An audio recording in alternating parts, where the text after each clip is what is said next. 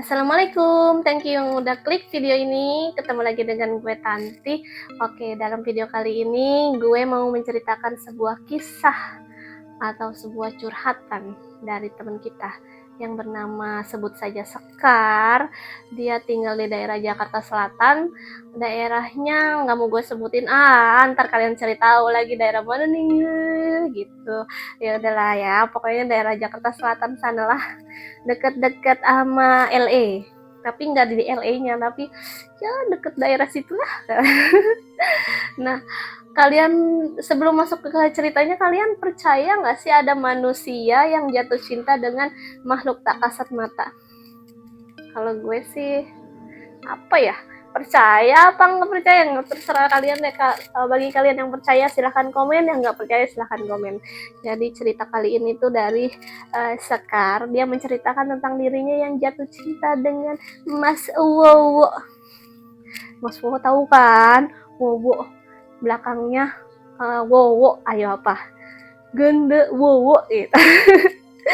Nah, jadi ceritanya Sekar ini jatuh cinta dengan Mas Wowo.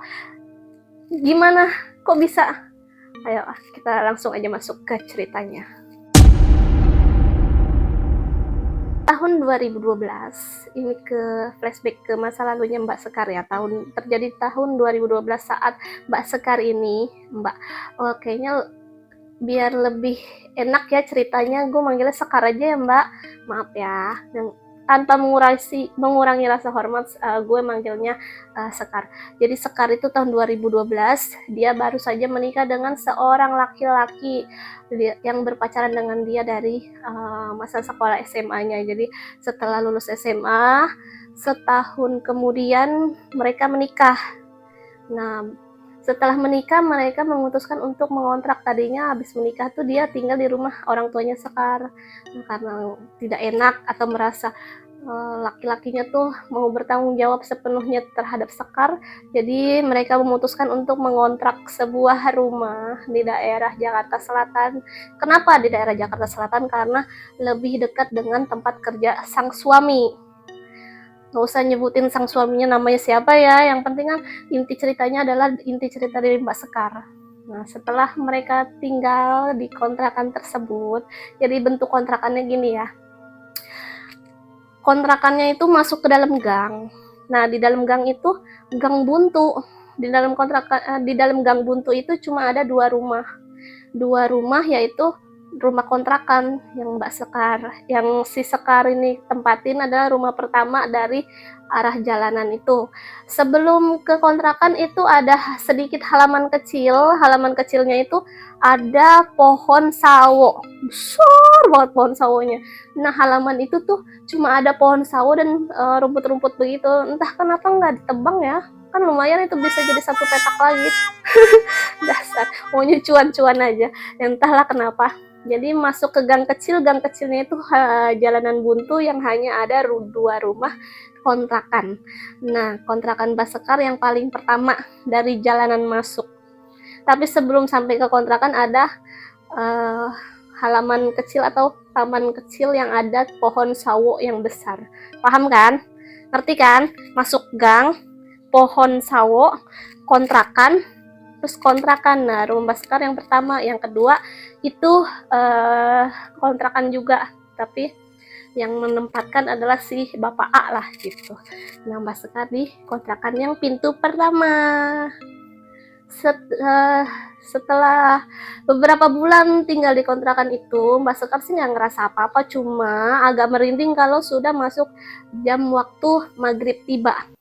Kalau maghrib tuh Mbak Sekar takut untuk keluar karena ngelewatin pohon sawo, karena waktu melewati pohon sawo itu Mbak Sekar pernah malam-malam keluar ke warung, pas pulangnya tuh ada yang ketawa sedikit kan, gitu kan. Mbak Sekar ngeri-ngeri sedep ya, langsung kabur ngibrit, langsung masuk ke dalam rumahnya. Begitu masuk ke dalam rumahnya dia hanya istighfar, astagfirullahaladzim. Tapi berhubung daerah Jakarta Selatan kan tahu sendiri ya kontrakan di situ berapa, dan itu kontrakan termasuk kontrakan yang murah karena zaman 2012 itu kontrakan di situ kisaran 2012 ya, kisaran bisa 800 sampai 900, tapi kontrakan yang Mbak Sekar hanya 500.000 per bulan. Jadi ya worth it lah daerah daerah Jakarta Selatan, kontrakan segitu tahun 2012 ya lumayan lah, murah, termasuk murah. Jadi Mbak Sekar ya udah nggak apa-apa lah, nggak masalah, ngeri-ngeri dikit, yang penting nggak di dalam rumah tapi di luar rumah gitu.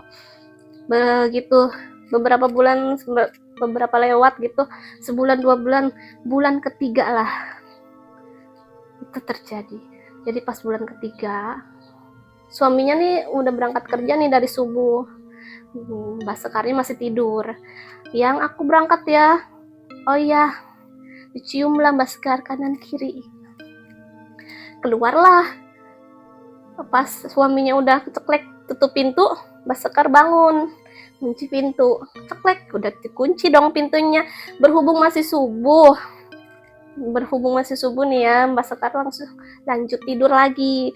Begitu lanjut tidur lagi, tiba-tiba ada yang nyium dia, yang nyium gitu sambil bisik, yang kirain dia lagi mimpi, dicium ya, jadi diraba-raba sininya nih, diraba-raba, dicium. Terus pas dia melek sadar enggak gimana ya, melek tapi nggak sadar gimana ya, lagi tidur cium kan, dia agak-agak kaget. Tapi pas di melek itu dia ngelihat suaminya, ya udah karena suaminya yang nyium ya dia cuek aja. Terus pas begitu cium, tiba-tiba dia ngetok tok tok tok tok tok, dia langsung bangun tuh. Dia langsung mikir, oh yang tadi mimpi kali ya. Ngetok, membuka pintunya, ternyata suaminya. Kenapa yang dompet aku ketinggalan? Oh ya udah, diambillah dompetnya, dia pergi lagi. Di situ si Sekar tuh mikir, tadi mimpi apa enggak ya, nyium gue, tapi kayak nyata, diciumnya tuh kayak bener-bener nyata, kayak bener-bener dia dicium plak gitu. Udahlah, diabaikan oleh Mbak Sekar, oleh si Sekar ini kan diabaikan.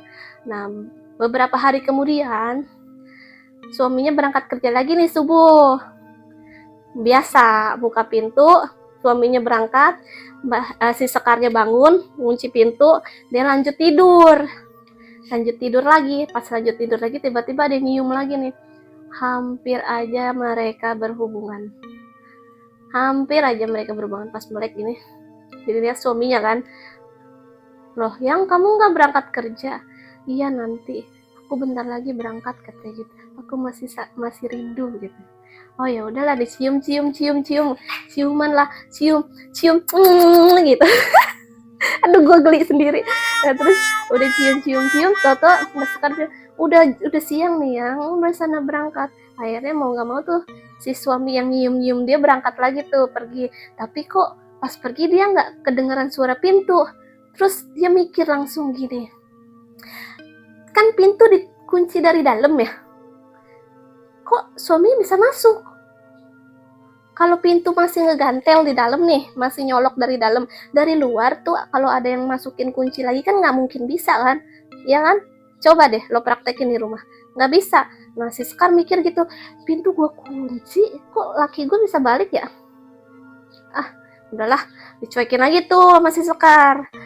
Sampai suatu hari suaminya itu lembur. Nah sedikit ya, suaminya tuh kerja sebagai supir salah satu artis. Nah jadi kan pulangnya nggak nentu, kadang dia berangkat subuh pulang malam, kadang pulang tengah malam, kadang nggak pulang. Nah suatu hari suaminya itu izin, yang aku nggak pulang ya, aku ada lembur, mungkin besok pagi atau besok siang baru pulang. Terus oke yang gitu, udahlah. Tengah malam tidurlah si Sekar, nggak ada kepikiran macam-macam, nggak ada rasa takut, nggak ada apa gitu. Tidur, tiba-tiba lagi-lagi ada yang menyium dia. Pas dia melek suaminya, loh yang kamu pulang? Iya, nggak ada yang nyium dia tuh, nyium gitu, suaranya gitu ya. Pokoknya ada yang nyium dia gitu pas tengah malam tuh, nyium dia. Terus dia ya udah berhubung udah ngantuk kan ya, jadi cuma ngelek suaminya gitu. Ya udah dicuekin tuh, dia sambil tidur kan, tidur madep tembok. Nah suaminya dari belakang sambil nyium sambil meluk, megang-megang, raba-raba. Terus dia bilang, kamu nggak jadi lembur yang, kok udah pulang? Suaminya bilang, iya enggak, udah jawabnya singkat gitu aja, udah enggak. Dan akhirnya malam itu pun terjadi, aduh, Sekar berhubungan dengan suaminya yang dikatakan suaminya itu. Sekar sih merasa dia berhubungan dengan suaminya, tapi di malam itu tuh gairahnya berbeda dari biasanya. Gairahnya tuh sangat, ini kata Sekar ya, agak-agak vulgar ya Sekar ya ceritanya ya, curhatnya ya. Katanya sampai titik klimaks yang selama ini tuh dia nggak pernah ngerasain yang klimaks banget, dan akhirnya malam itu dia merasa sangat sangat sangat menikmati. Ke gue yang geli ya. Jadi gitu deh, jadi malam itu tuh terjadilah di pagi harinya. Di pagi harinya tuh pas begitu dia bangun, suaminya udah nggak ada di sampingnya. Oh dia pikir oh udah berangkat kali ya, udah berangkat kerja. Oh ya udah, dia beres-beres rumah seperti biasa. Tiba-tiba pas siang suaminya pulang. Loh kok jam segini udah pulang yang? Iya kan aku bilang aku pulang jam 12, pulang siang. Kalau nggak pagi siang. Kamu gimana sih, kemarin kan udah bilang. Oh Sekar diem aja, lagi nyapu sambil mikir, pulang siang. Iya sih, kemarin dia bilangnya pulang pagi atau siang, tapi semalam kan dia pulang. Lah, terus siapa ya semalam? Dia nggak mikirin tuh, udah bodoh nggak mau mikirin hal-hal yang aneh gitu. Nah, kebesokannya Pak, suaminya berangkat kerja biasa pagi subuh udah berangkatlah dia, cukup berangkat seperti biasa. Nasi Sekar nggak tidur, pas habis kunci pintu subuh dia nggak tidur, dia langsung beres-beres rumah, nonton TV, bla bla bla bla gitu, seperti hari-hari biasa. Tapi dia masih kepikiran, malam itu siapa ya, aduh siapa ya gitu. Sampai beberapa selang seminggu kemudian, dalam waktu kurang dari seminggu ini, si Sekar tuh berhubungan lagi sama suami yang aslinya ya. Tapi rasanya tuh kata Sekar berbeda dengan waktu malam, tengah malam yang waktu tuh sampai klimaks itu. Jadi si Sekar ngerasa biasa aja gitu. Nah tiba-tiba aja beberapa minggu kemudian suaminya bilangnya dia lembur keluar kota 2 hari. Aku keluar kota yang 2 hari. Kamu nggak apa-apa kan? Dikontrakan? Iya nggak apa-apa yang. Saat tengah malamnya tiba-tiba sesekar lagi tidur seperti biasa tuh, ada yang meluk dia dari belakang, nyium-nyium leher dari belakang. Nah si Sekar nengok, loh katanya lembur yang, katanya keluar kota, kok udah pulang? Iya gitu, cuma jawab iya doang,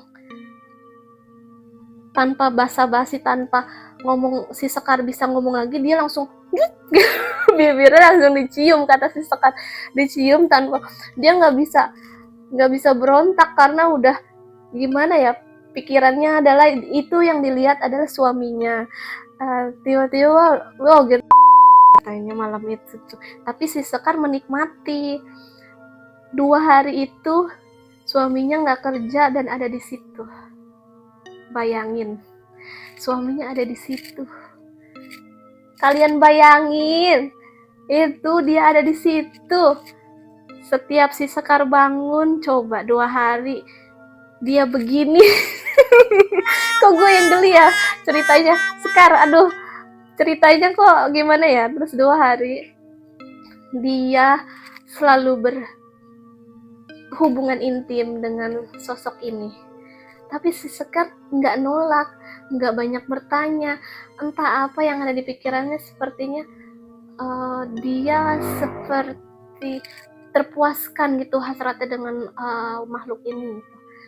Si Sekar bilang entah kenapa apa yang ada di pikirannya. Udah selesai 2 hari, bangunlah pagi-pagi si Sekar subuh, dilihat suaminya udah nggak ada. Terus tiba-tiba subuh pagi sekitar jam 8 itu ada yang ngetok pintu, ternyata suaminya pulang.